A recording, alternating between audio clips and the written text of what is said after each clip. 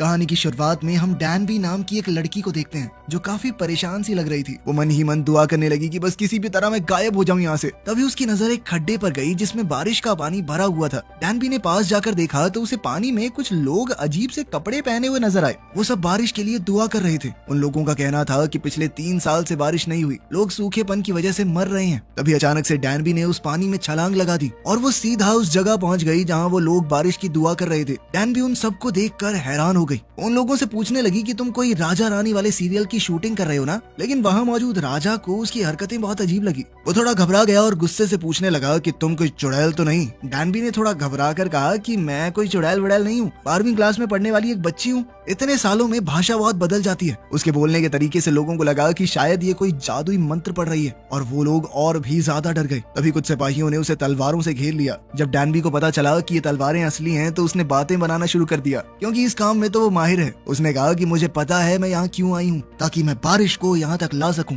ये सुनते ही सब लोगों ने उसके सामने गर्दन झुका ली। उसने कहा कि ये मंत्र 50 बार दोहराना, ठीक है? और 50 बार उसकी बताई उल जलूल बात को दोहराने के बाद जैसे ही उन लोगों ने अपनी गर्दन उठाई, डैनबी वहाँ से गायब हो चुकी थी। वो भागते भागते एक ऐसी जगह पहुंच गई जहाँ चारों तरफ धार्मिक कपड़े लटके हुए थे। वो अपने कपड़े बदल कर सबके साथ चलने लगी और जाकर आराम से एक जगह बैठ गई। राजा वहाँ पर लोगों को समझा रहा था कि हमें आलतू फालतू चीजों पर भरोसा करना बंद करना होगा। अगर हमें अपने राज्य के भविष्य को सुधारना है तो हमें साइंस और मैथ्स के ऊपर काम करना होगा। तभी एक प्रीस्ट ने कहा कि ये सब कुछ बकवास है। ये साइंस की मदद से हम कभी कुदरत को समझ नहीं पाएंगे और बारिश न होने की एक ही वजह है, भगवान राजा से नाराज हैं। अगर बारिश करवानी है तो राजा को रानी के साथ एक खास रस्म पूरी करनी होगी। डैन भी इस मीटिंग में आराम से सो रही थी। तभी उसने देखा कि उसका फोन उसके पास नहीं है, तो वो उसे ढूंढने बाहर चली गई। लेकिन राजा के खास सिपाही साइतो ने उसे पकड़ लिया और राजा के पास ले गया। जब तक राजा वहाँ पर आता वो सोचती रही कि अगर बारिश हो जाए तो मैं वापस अपने घर जा सकती हूँ। लेकिन फिर उसे याद आया कि पिछले 3 साल से तो बारिश ही नहीं हुई यहाँ पे। राजा ने कहा कि इस लड़की ने हमें पागल बनाने की कोशिश की है, इसे जीने का कोई हक नहीं है। ये सुनकर डैन भी राजा से अपनी जान की भीख मांगने लगी। उसने कहा कि मैं तो बस एक स्टूडेंट हूँ सर, मुझे तो छोड़ दो। गलती से मैं फ्यूचर से यहाँ पे आ गई, मुझे नहीं पता कैसे। अपनी मौत को सामने देखकर डैनबी के आगे उसकी जिंदगी घूमने लगी कि कैसे वो यहाँ तक पहुंच गई।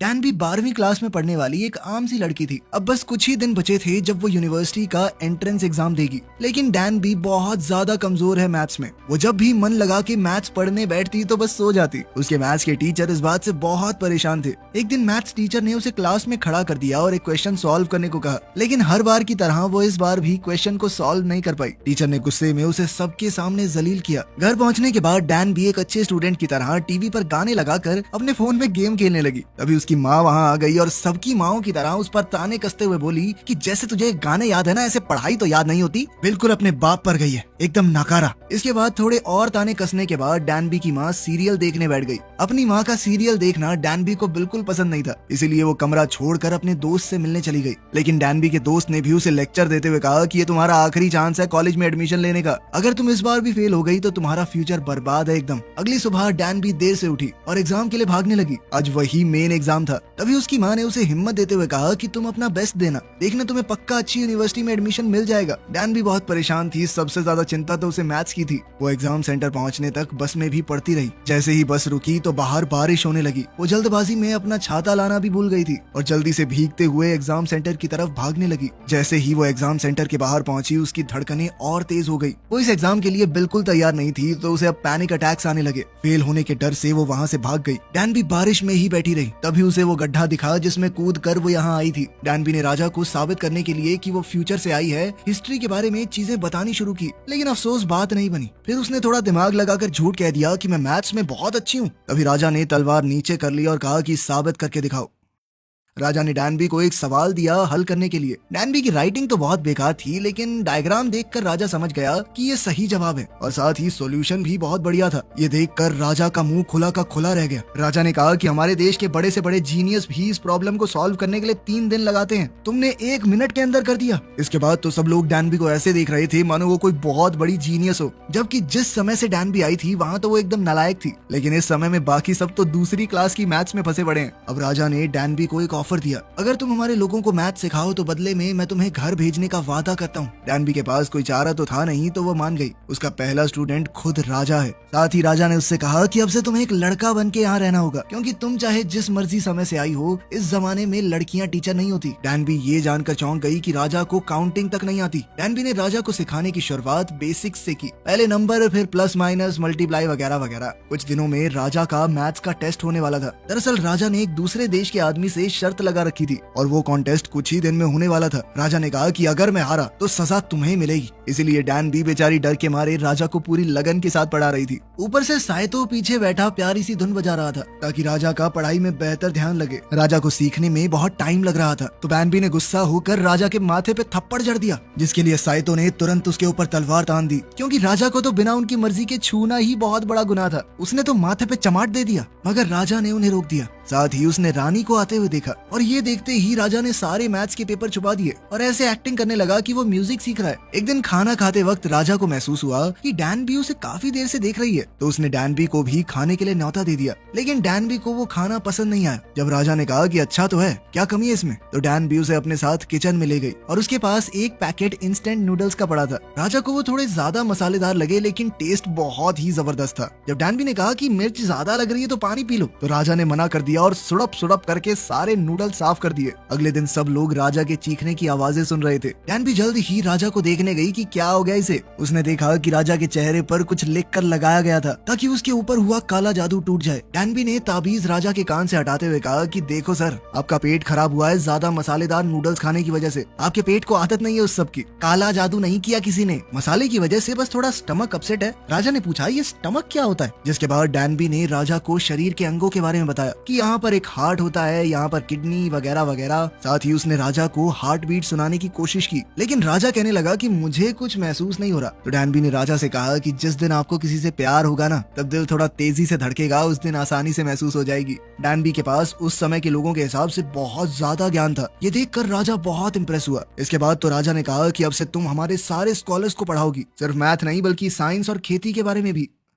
उस रात राजा ने उसे एक संतरा खाने को दिया, जिसके बाद डैनबी ने राजा का शुक्रिया अदा किया और फटाक से उसे खा गई। ये देखकर राजा को बहुत गुस्सा आया। उसने कहा कि ये फ्रूट तुम्हें 3 दिन में खाना चाहिए था। तुम्हें पता भी है ये फल कितना कीमती है, कदर नहीं है तुम्हें चीजों की। डैनबी ने जवाब दिया कि इतना ड्रामा करने की कोई जरूरत नहीं है, एक संतरा ही तो था, क्या बड़ी बात है इसमें। कुछ देर बाद वो दोनों महल में बॉल के साथ खेलने लगे। आज राजा बहुत सालों बाद इतनी देर भागे थे। एक दूसरे के साथ इतना समय बिताने से वो दोनों अब काफी करीब आ गए थे। यहाँ तक कि रानी को भी अब डैनबी से जलन होने लगी। राजा उसे मना ही रहा था कि तभी एक थकी हारी डैनबी के हाथ से बॉल गिर पड़ी और वो कुछ अजीब सा बर्ताव करते हुए नींद से चूर होकर नीचे गिर पड़ी। जैसे ही वो नींद से उठी तो उसने राजा से माफी मांगना शुरू कर दिया, लेकिन राजा ने कहा कि ऐसा कुछ नहीं हुआ, तुम सब भूल जाओ। इसके बाद वो दोनों सैर पर निकल गए। तब राजा ने उसे कहा कि अगर तुम इस मिशन में कामयाब हो गई तो हम तुम्हें अपने दरबार में अच्छे ओहदे पर रखेंगे और उपहार के तौर पर एक बेशकीमती घोड़ा भी देंगे। डैनबी ने कहा कि मुझे कुछ नहीं चाहिए, मैं पहली बारिश होते ही अपने घर लौट जाऊंगी। राजा ने कहा कि तब तक के लिए मुझे राजा मत समझो, हम दोनों बराबर हैं। लेकिन अगली ही रात एक भयानक हादसा हुआ। डैनबी को राजा का मजाक उड़ाने के जुर्म में हिरासत में ले लिया गया। वो लोग डैनबी को रस्सियों से बांधकर टॉर्चर करने लगे। सबको लग रहा था कि डैनबी एक लड़का है, लेकिन तभी राजा ने वहां आकर उसे छुड़ाया। उन्होंने कहा कि ये लड़का बहुत बड़ा जीनियस है, तुम सबका मिला दें, उससे ज्यादा दिमाग है इसके अंदर। जिसके बाद एक प्रीस्ट ने कहा कि अगर ऐसा है तो मैं खुद इसका टेस्ट लेना चाहूंगा। सुनो लड़के, तुम्हारे पास 2 हफ्ते हैं, अगर 2 हफ्तों में तुमने बारिश नहीं करवाई तो तुम्हारी जान ले लेंगे हम। लेकिन डैनबी ने हार नहीं मानी और दिन रात हर चीज का हिसाब लगाती रही। वो हवा में नमी का हिसाब लगाकर ये प्रेडिक्ट करना चाहती थी कि आखिर बारिश कब होगी। उसने देखा कि नमी ठीक ठाक हो चुकी है, जल्द ही बारिश होगी। और कुछ दिन बाद सच में बारिश होने लगी। डैनबी के दिल में खुशी की लहर दौड़ पड़ी। डैनबी ने वैसा ही एक गड्ढा देखा जिसमें से होते हुए वो यहाँ आई थी। वो चाहती तो यहाँ से जा सकती थी, पर अब वो यहाँ से बिना राजा का काम पूरा किए नहीं जाना चाहती थी। उसने बारिश के पानी को मापने और स्टोर करने का तरीका बनाया था। तभी राजा को याद आया कि डैनबी तो पहली बारिश में चली जाएगी। वो भागते हुए डैनबी के घर के पास पहुंचा। वहाँ राजा ने देखा कि डैनबी एक जगह खड़ी रो रही थी। राजा उसकी मेहनत को देखकर बेहद खुश था। उसने डैनबी का हाथ अपने दिल पर लगाया, जो कि अब जोरों से धड़क रहा था, जिसका मतलब साफ था कि राजा उसे चाहने लगा था। दूसरी तरफ प्रीस्ट ने साइटो को अपने पास बुलाया और कहा कि उस स्कॉलर को मार दो, वो पक्का भविष्य से आया है। साइटो जल्द ही राजा और डैनबी के पास पहुंचा। उसने राजा को बता दिया कि महल में कुछ लोग डैनबी को मारना चाहते हैं, जिसके बाद राजा ने उसे डैनबी को लेकर जंगल में भेज दिया ताकि कुछ वक्त तक वो हमलावरों से बच सके। उधर महल में प्रीस्ट राजा को समझा रहा था कि उस लड़के ने तुम्हें जो कुछ भी सिखाया है वो सब भूल जाओ, हमें अपनी परंपराओं को मानना चाहिए, उस लड़के की फालतू बातों को नहीं। मगर राजा ने उसकी बात को अनसुना कर दिया और डैनबी को ढूंढने निकल पड़ा। जंगल में कुछ दूसरे हमलावरों ने साइटो और डैनबी को देख लिया। साइटो ने जल्दी से डैनबी को घोड़े पर भगा दिया और खुद उनका सामना करने के लिए रुक गया। डैनबी भागती रही और ऐसी जगह जाकर रुकी जहाँ से उसे आगे का रास्ता समझ नहीं आया। तभी उसे राजा की बात याद आई। राजा ने उसे एक बार बताया था कि सूरज उसी दिशा से निकलता है जहाँ उसे जाना है, तो वो सूरज की रोशनी को देखते हुए आगे बढ़ने लगी। राजा पहले ही वहाँ उसका इंतजार कर रहे थे। उस रात वो दोनों एकांत में बैठकर तारे देख रहे थे। डैनबी ने कहा कि फ्यूचर में हमें तारे थोड़े कम ही देखने को मिलते हैं, लेकिन राजा ने बात बदलते हुए कहा कि मैं तुम्हें पसंद करने लगा हूँ। मैं एक ऐसी भाषा बनाना चाहता हूँ जिसे सभी लोग आसानी से पढ़ लिख सके। तभी डैनबी को कुछ याद आया। उसने अपनी जेब से एक नोट निकाला। भविष्य में कोरिया के पैसों के नोट पर राजा की फोटो छपेगी। ये देखकर वो समझ गई कि राजा जिंदगी में कुछ तो बहुत बड़ा करने वाला है। खैर अगले दिन जब वो उठी तो कुछ लोग डैनबी को दुल्हन की तरह सजाने लगे। उसे कुछ भी समझ नहीं आ रहा था कि उसके साथ क्या होने वाला है। दरअसल ये राजा की माँ के कहने पर हो रहा था। उन्होंने राजा और डैनबी को साथ में देख लिया था और राजा रानी के साथ साथ कई और भी लड़कियों को महल में रख सकता है। फिर बताया गया कि उसे राजा के साथ गुलू गुलू करने के लिए तैयार किया जा रहा है और अब वो राजा की पहली प्रेमिका बन जाएगी। डैनबी ये सुनते ही डर के मारे उन पागलों से दूर भाग गई। एक नौकर ने राजा को बताया कि डैनबी भाग गई है, जिसके बाद राजा गुस्से में उसे ढूंढने लगा। आखिरकार जब उसे डैनबी मिली तो राजा उसका हाथ पकड़कर उसे खींचता हुआ अपने बेडरूम में ले गया। डैनबी खुद को बचाने लगी। तुमने तो कहा था कि हम बस दोस्त बन के रहेंगे, मैं अभी सिर्फ 19 साल की हूँ, ठीक है, जोर जबरदस्ती मत करना मेरे साथ। ये सुनकर राजा ने कहा कि हाँ तो बड़ी हो तो गई हो, 3 साल हो गए तुम्हें बालिक हुए, बच्ची नहीं हो तुम, और वैसे भी मैं तुम्हारे साथ कोई जबरदस्ती नहीं करने वाला। ये सब मेरी माँ का किया धरा है, इसमें मेरा कोई हाथ नहीं है, लेकिन अभी हमें यहाँ साथ ही रहना होगा। बाकी सब नजर रख रहे हैं कमरे पर। अगली सुबह डैनबी म्यूजिशियन से बात करने लगी। म्यूजिशियन ने उससे पूछा कि क्या अब भी तुम वापस फ्यूचर में जाना चाहती हो। डैनबी ने कोई जवाब नहीं दिया। वो बहुत परेशान लग रही थी। उसी रात उसने दिन और महीने गिनने का अपना नया सिस्टम देखा, जिसे बनाने में उसने भी मदद की थी। इसकी मदद से उन लोगों को दिन और महीनों की सटीक जानकारी मिलेगी। इसके बाद राजा डैनबी के पास आया और उसे कुछ दिखाने के लिए ले गया, जिस पर वो काफी दिनों से काम कर रहा था। राजा ने कुछ नए अक्षर बनाए थे जिन्हें समझ पाना आम लोगों के लिए भी काफी आसान रहेगा। वो ये नहीं चाहता था कि सिर्फ कुछ गिने चुने लोग ही पढ़े लिखे रहें। साथ ही उसने इस सब के लिए डैनबी का शुक्रिया अदा किया। अगर तुम ना होती तो मैं ये कभी नहीं कर पाता। जैसे ही दोनों हॉल के बीच में पहुंचे, राजा ने डैनबी को कुर्सी पर बैठा दिया और उसके बालों में शाही पिन लगाई। मान्यता ये थी कि अगर राजा किसी लड़की के बालों में ये लगा दे तो उसकी शादी हो जाती है राजा से। राजा ने डैनबी से पूछा कि क्या तुम पूरी जिंदगी मेरे साथ यहाँ रहोगी। डैनबी ने रोते हुए कहा कि मैं चाहकर भी ऐसा नहीं कर सकती। मैंने खुद से वादा किया है कि पहली बारिश होते ही मैं घर चली जाऊंगी। मेरी माँ मेरा इंतजार कर रही है, वो क्या करेंगी, मेरे बिना अकेली पड़ जाएंगी। जिसके बाद राजा ने बड़े प्यार से कहा तो तुम एक बार जाओ वापस, लेकिन फिर आ जाना अपनी माँ से कहकर, फिर हम दोनों यहाँ साथ रहेंगे। लेकिन डैनबी ने फिर से उसे ठुकरा दिया। राजा को बहुत गुस्सा आया। उसने कहा कि हाँ ठीक है, भविष्य आज के इस राज्य से बहुत अच्छा होगा। यहाँ सब लोग अनपढ़ हैं, बीमारियां फैलती हैं, तुम्हें वहीं होना चाहिए। ये कहकर राजा एक दिल टूटे आशिक की तरह वहाँ से चला गया। डैनबी हॉल में खड़ी उसे देखती रही। तभी अचानक पीछे से किसी ने डैनबी के सर पर डंडे से वार किया और उस पूरी बिल्डिंग को आग लगा दी। जब राजा को महसूस हुआ कि कुछ तो गड़बड़ है तो वो अपनी जान पर खेलकर डैनबी को बचाने के लिए भागा।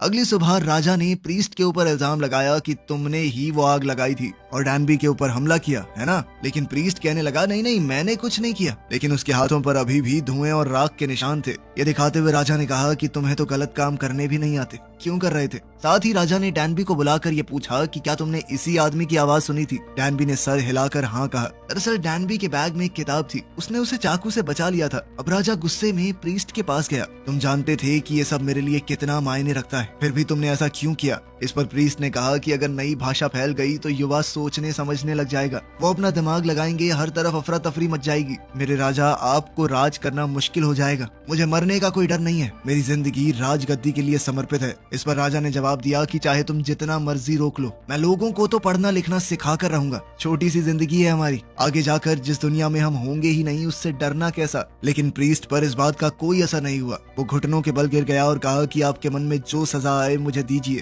खैर कुछ समय बाद बादल छा गए और हल्की बारिश होने लगी।